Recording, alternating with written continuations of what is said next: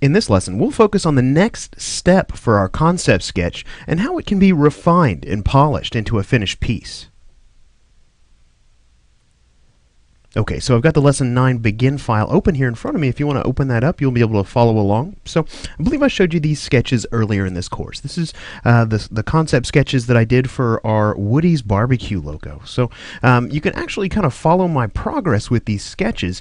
If you start up here at the top left and move left to right this direction, and then come and pick up right down here, almost like you've got two different rows you're looking at. So this was me trying to develop a mascot for this particular logo, and you can see I've experimented with several different types of characters and just kind of all over the board at first. And as we kind of move over to this part, you can see the first little beaver sketch here that I really kind of liked. So if we come down here, you'll see that I've started to really focus mostly on that type of animal for my mascot.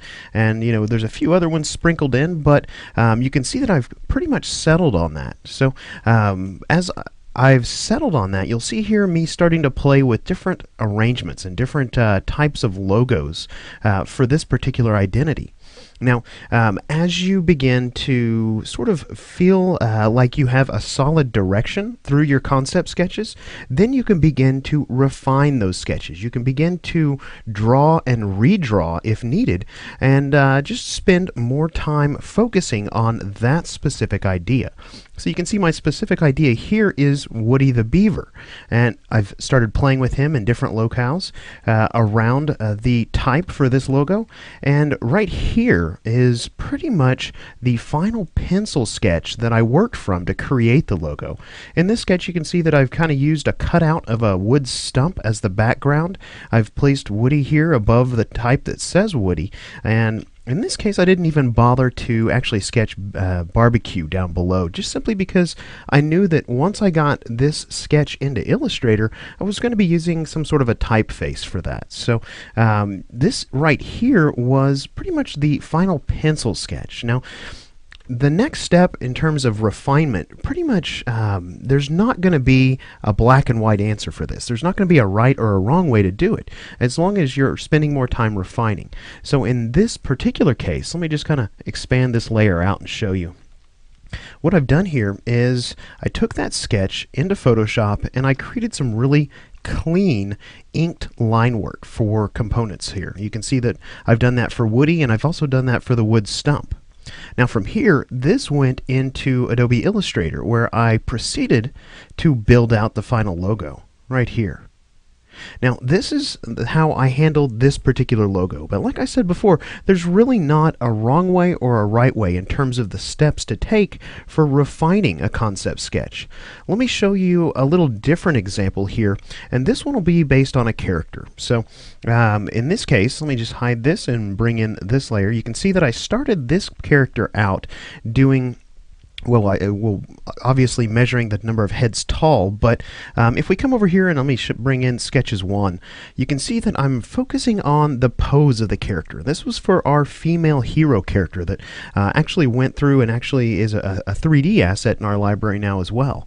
But you can see that I focused on, if you look closely at some of these, really loose gestural drawings, and then took those a step further in refinement just so I could kind of nail each one of these poses down.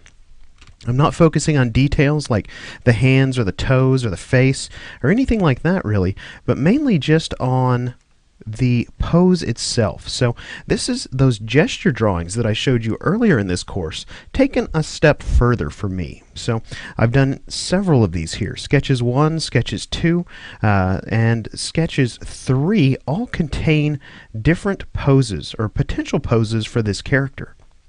Now, some of these poses obviously didn't make the cut, and there's a number of reasons. Some of them just didn't look quite right, some of them I wasn't quite feeling, but the final pose that I ended up with on this character was this pose right here. So you can see here that, again, not a lot of detail put into this. I did decide to put a handgun in her hand, being that she is a female hero and I wanted to create a little bit of a backstory for her.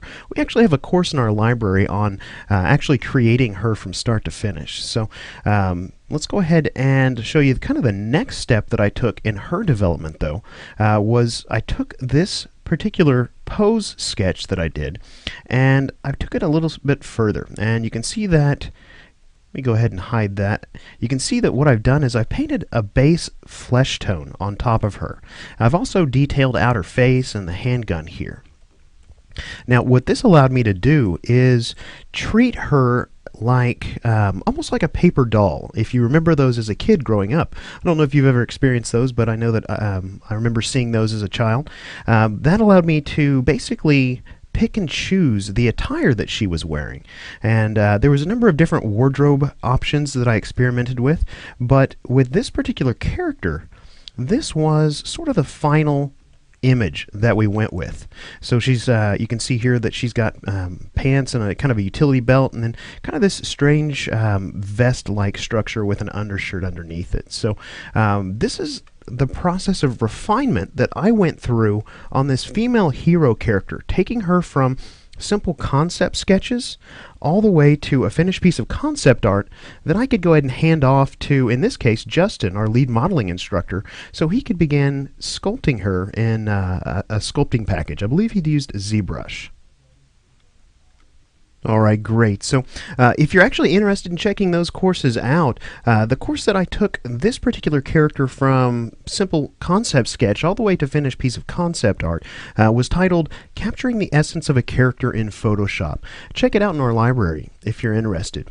Now, if you're interested in learning how to actually model this particular character, Justin did a course called Modeling a Female Hero in ZBrush and Maya that you might check out as well. So in this lesson, we have taken a look at sort of what the next step is for our concept sketches and how those concept sketches can evolve into a finished piece. So now to wrap this course up, let's go ahead and move on to the next lesson, and we'll learn about some habits of successful sketchers.